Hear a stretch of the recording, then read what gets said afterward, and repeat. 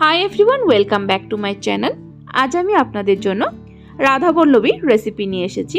তার সাথে একটা আলুর দমও তৈরি করে দেখাবো। রাধাবল্লভী কিন্তু বাঙালিদের একটা ট্রেডিশনাল রেসিপি, খেতে কিন্তু খুবই সুস্বাদু হয়। বন্ধুরা, কিভাবে একদম পারফেক্ট ট্রেডিশনাল ভাবে তৈরি করা হয় এই রাধাবল্লভী আজকে আমি দেখিয়ে দিচ্ছি এই ভিডিওটিতে। তো চলুন বন্ধুরা, দেখে নেওয়া যাক আজকের এই রেসিপিটি। রাধাবল্লভী তৈরি করার জন্য আমাদের লাগবে বিউলির ডাল। এখানে আমি 1 কাপ পরিমাণ বিউলির ডাল প্রায় 2 থেকে 3 ঘন্টা সময় ভালো করে ধুয়ে ভিজিয়ে রেখেছিলাম। দেখুন খুব সুন্দরভাবে কিন্তু ফুলে উঠেছে। এটাকে কিন্তু উড়দ ডালও বলা হয়। আর এই রাধাবল্লভী তৈরি করার জন্য কিন্তু এই বিউলির ডালই প্রয়োজন। এখন ডালটাকে জলের থেকে ভালো করে ছেঁকে একটা মিক্সিং জারে ঢেলে নিতে হবে। এখানে আমি একটা বড় সাইজের মিক্সিং জার নিয়ে নিয়েছি। এর মধ্যে ডালগুলো ঢেলে দেব, তবে জলগুলো কিন্তু দেবেন না, জলগুলো ফেলে তারপরে ডালগুলো দেবেন। তারপর এর মধ্যে নিয়েছি 1 ইঞ্চের মতো আদা আর নিয়েছি 3টে কাঁচা লঙ্কা। একসাথে একদম মিহি করে পেস্ট তৈরি করে নেব। আমি অল্প পরিমাণ জল দিয়ে দিচ্ছি, তবে জলের পরিমাণটা কিন্তু বেশি দেবেন না, খুবই অল্প পরিমাণে ইউজ করবেন। দেখুন ডালটা আমার পেস্ট করে নেওয়া হয়ে গেছে। একদম পারফেক্টলি কিন্তু ডালটা পেস্ট হয়েছে। দেখুন একদম মিহি করে কিন্তু ডালটা পেস্ট করবেন না, ডালটা এইভাবে পেস্ট করবেন যাতে হাতে ডালটা এইভাবে ধরলে একটু দানা দানা ভাব হয়। তারপর যাচ্ছি পরের স্টেপে। এখানে আমি একটা প্যান বসিয়ে দিয়েছি। এর মধ্যে দিয়ে দিলাম 2 টেবিলস্পুন পরিমাণ মৌরি আর দিয়ে দিলাম 2 টেবিলস্পুন পরিমাণ গোটা জিরে। মৌরি আর জিরেটাকে হালকা করে ড্রাই রোস্ট করে নিতে হবে। আর গ্যাসের ফ্লেমটা মিডিয়ামে রেখে এইভাবে অনাবরত নেড়েচেড়ে কিন্তু রোস্ট করবেন, হাই ফ্লেমে করবেন না, নইলে পুড়ে যেতে পারে। তো কিভাবে বুঝবেন যে আমাদের জিরে আর মৌরিটা ভাজা হয়ে গেছে? যখনই দেখবেন হালকা কালার চেঞ্জ হয়েছে এবং খুবই সুন্দর একটা গন্ধ বেরোচ্ছে, তখনই বুঝতে পারবেন যে জিরে আর মৌরিটা ভাজা হয়ে গেছে। সো বন্ধুরা, আপনাদের বলতে বলতে আমার কিন্তু জিরে আর মৌরিটা ভাজা হয়ে গেছে। এখন গ্যাসের ফ্লেমটা বন্ধ করে এটাকে ঠান্ডা করে তারপর একটা মিক্সিং জারে ঢেলে গ্রাইন্ড করে নেব। তবে একদম মিহি করে কিন্তু গ্রাইন্ড করবেন না, আমি দেখিয়ে দিচ্ছি। দেখুন আমি গ্রাইন্ড করে নিয়েছি, ঠিক এরকমই অল্প অল্প দানা দানা থাকবে, এইভাবে করে কিন্তু গ্রাইন্ড করবেন। তারপর যাচ্ছি পরের স্টেপে। রাধাবল্লভীর জন্য এখানে আমি ময়দাটা মেখে নেব। এখানে আমি 1.5 কাপ পরিমাণ ময়দা নিচ্ছি। রাধাবল্লভী কিন্তু ট্রেডিশনালি ময়দা দিয়েই তৈরি করা হয়। তারপর এর মধ্যে দিয়ে দিলাম 1 টিস্পুন পরিমাণ নুন, দিয়ে দিলাম 1 টিস্পুন পরিমাণ গুঁড়ো চিনি, আপনারা চাইলে নর্মাল চিনিটাও ইউজ করতে পারেন। দিয়ে দিলাম 1 টিস্পুন পরিমাণ আগে থেকে তৈরি করে রাখা ভাজা মশলাটা। তারপর দিয়ে দিলাম 1 টেবিলস্পুন পরিমাণ পেস্ট করে রাখা বিউলির ডাল।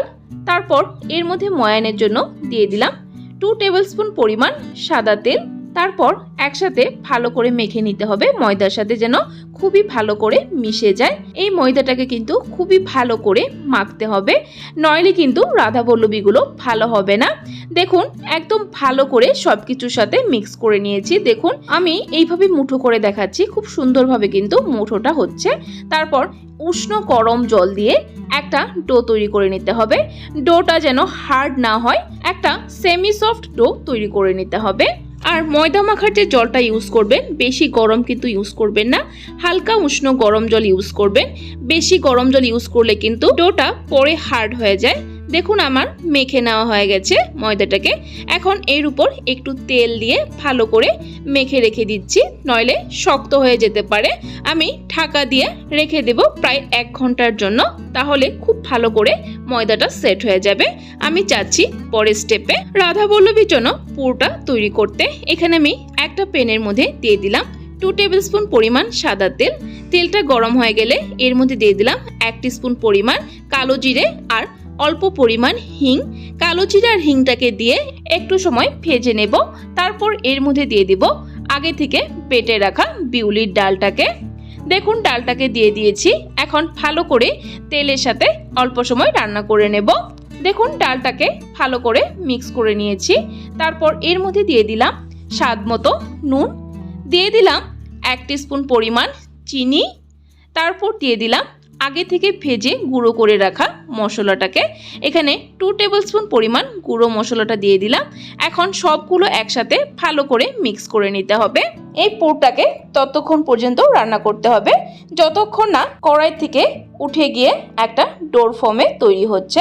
দেখুন কড়াই থেকে কিন্তু ডালটা উঠে যাচ্ছে। আর এই প্রসেসটা কিন্তু গ্যাসের ফ্লেমটা মিডিয়ামে রেখে তারপরই করবেন। পুরটা আমার তৈরি হয়ে গেছে।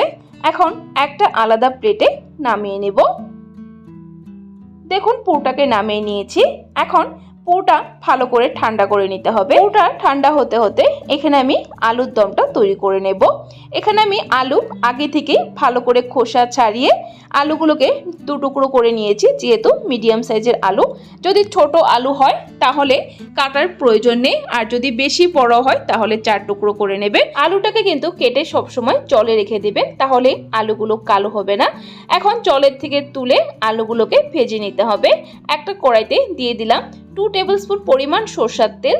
তেলটাকে ভালো করে গরম করে নেব। তেলটা গরম হয়ে গেলে এর মধ্যে এক এক করে আলুগুলো ছেড়ে দেব। তারপর নুন এবং হলুদ গুঁড়ো দিয়ে আলুগুলোকে একটু লালচে করে ভেজে নিতে হবে। আলুর দমে আলুগুলো কিন্তু ভেজে না নিলে খেতে ভালো হয় না। অবশ্যই ভালো করে লালচে করে আলুগুলোকে ভেজে নেবেন। আলুগুলো ভাজা হতে হতে এখানে আমি আলুর দমে গ্রেভির জন্য মশলা তৈরি করে নেব। এখানে আমি 2টো টমেটো কেটে নিয়েছি, 3টে কাঁচা লঙ্কা, আর নিয়েছি 1 ইঞ্চের মতো আদা। তারপর 10-12টা কাজু ভিজিয়ে রেখেছিলাম, একসাথে দিয়ে একটা মিহি পেস্ট তৈরি করে নেব। দেখুন টমেটোর পেস্ট আমি তৈরি করে নিয়েছি। দেখে নিচ্ছি আলুগুলোকে। দেখুন আলুগুলো কিন্তু ভেজে নেওয়া হয়ে গেছে। দেখুন খুবই সুন্দর একটা আলুর মধ্যে কালার এসেছে। আলুগুলোকে একটা আলাদা পাত্রে তুলে নেব। তারপর সেম কড়াইয়ের মধ্যে দিয়ে দিব আবার 1 টেবিলস্পুন পরিমাণ সরষের তেল। তেলটা গরম হয়ে গেলে এর মধ্যে দিয়ে দিব একটা তেজপাতা চিড়ে। তারপর দিয়ে দিব 2টো শুকনো লঙ্কা। তারপর ফোড়নে দিয়ে দিব 1 টিস্পুন পরিমাণ গোটা জিরে। তেলের মধ্যে আমি একসাথে গরম মশলাও দিয়ে দিব। এখানে 3টে এলাচ, 1 ইঞ্চের মতো দালচিনি, আর 4টে লং নিয়ে নিয়েছি।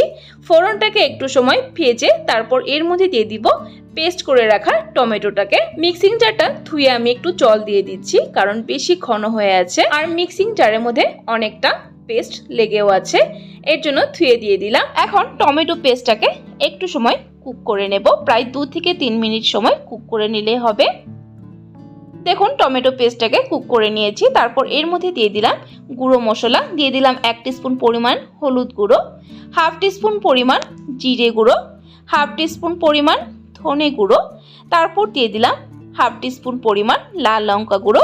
ঝালটা কিন্তু আপনাদের স্বাদ অনুযায়ী অবশ্যই ইউজ করবেন। গুঁড়ো মশলাগুলোকে দিয়ে ভালো করে একটু সময় কষিয়ে নিতে হবে। যতক্ষণ না দেখছেন উপর দিয়ে তেল ভেসে উঠছে ততক্ষণ পর্যন্ত কুক করে নেবেন।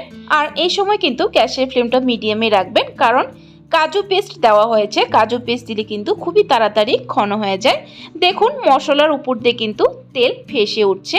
এখন এর মধ্যে দিয়ে দিব ভেজে রাখা আলুগুলোকে দিয়ে মশলার সাথে একটু সময় কষিয়ে নিতে হবে।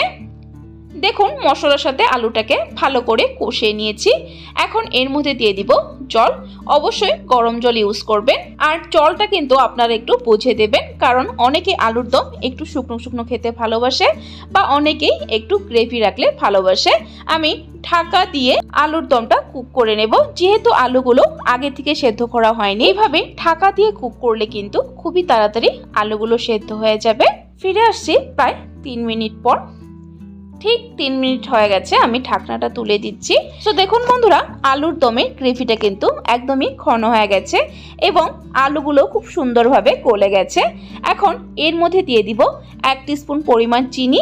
আলুর দমটা একটু মিষ্টি হলে খেতে ভালো লাগে, অবশ্যই অপশনাল, যদি পছন্দ না করেন স্কিপ করতে পারেন। তারপর দিয়ে দিলাম ধনেপাতা কুচিটাকে দিয়ে এইভাবে নেড়ে চেড়ে গ্যাসের ফ্লেমটা আমি বন্ধ করে দেব। আমার তৈরি হয়ে গেছে আলুর দম। আলুর দমে গ্রেভিটা যদি একটু শুকিয়ে নিতে চান আর একটু শুকাতে পারেন, আমি এইভাবেই রাখছি।